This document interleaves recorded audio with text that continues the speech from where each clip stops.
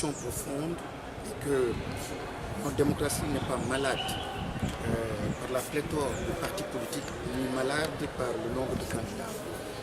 Mais elle est malade, elle souffre justement du comportement répréhensible de certains acteurs politiques qui foulent au pied les règles minimales, l'exigence minimale en termes d'éthique, en termes de transparence. Le peuple a mal ailleurs, la démocratie a mal ailleurs, le processus électoral a mal ailleurs.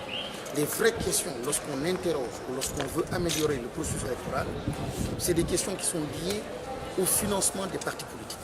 L'insécurité, elle est grandissante. L'insécurité, aujourd'hui, c'est le règne des multinationales, un peu partout. On voit leur forte présence. Lorsqu'on ne fait pas attention au financement des partis politiques, on prend le risque gros de perdre sa souveraineté économique. Donc si on est sérieux, un État sérieux ne peut pas aujourd'hui remuer cette question-là sans mettre un accent particulier sur cette question. Là où le peuple a mal aussi et la démocratie a mal, c'est l'achat des consciences. On ne peut pas continuer en 2018-2019, continuer tout simplement à fonctionner, à participer à des élections sans limiter les fonds de campagne. Donc cela, on doit légiférer là-dessus, comme les grandes démocraties le font. Lorsqu'on ne limite pas, on peut acheter des consciences. C'est à coût de millions, c'est à coût de milliards, c'est des fonds ou des projets qui sont mis en avant, simplement tout cela pour acheter les consciences. Il faut absolument limiter le financement donc, des campagnes électorales. Et aussi, le plus grave, c'est que lorsqu'on rate, on passe à côté d'une élection aussi importante que l'élection législative passée. La moindre des choses, c'est un mea culpa, un rapport, une évaluation et partager cela avec les concitoyens. Nous sommes passés à côté.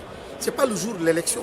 Le jour de l'élection, c'était qu'une conséquence de ce qui a précédé, c'est-à-dire la distribution des cartes. Donc en réalité, ce n'était pas lié aux 42 listes. C'est un faux débat. Et quand on nous dit aussi, oui, ça va coûter cher, mais il y a un gaspillage et un arbitrage aujourd'hui qu'on regarde ce qu'on est en train de faire pour dire que c'est un faux débat.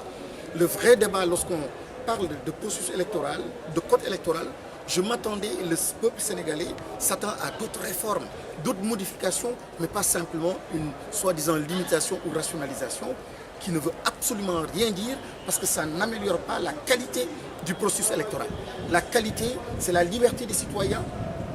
La qualité, c'est leur liberté que l'argent ne fonctionne pas et que librement qu'on puisse avoir au bout une élection de qualité. Il s'agit de cela. Donc limiter le nombre de candidats et que tout le reste intact, c'est-à-dire la question du financement, la question donc du plafond à donner au fonds de campagne. Je pense qu'on s'amuse et c'est vraiment prendre aussi les Sénégalais comme étant des demeurés. Et ce n'est pas du tout sérieux de la part de l'État.